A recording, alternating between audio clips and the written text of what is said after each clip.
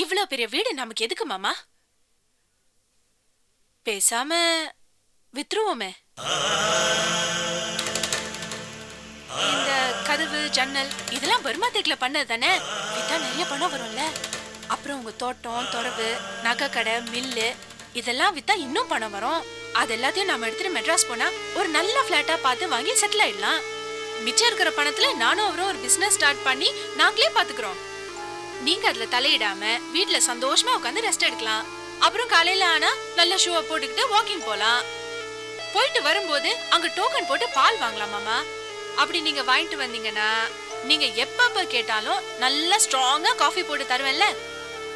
இந்த விஷயத்த அவர்கிட்ட சொன்னா அவர் காதுலயே வாங்க மாட்டேங்கிறாரு. நீங்க என்ன நினைக்கிறீங்க மாமா? பேசாம வீட வித்துருமா?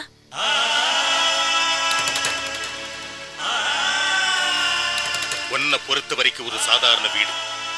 ஆனா எனக்கு சரி எங்க பரம்பரைக்கு சரி இந்த வீடு தான் எங்க கௌரவத்தோட அடையாளம். இந்த வீடு வாசல் கோயில் குளம் இதான் எங்களுக்கு முக்கியம்.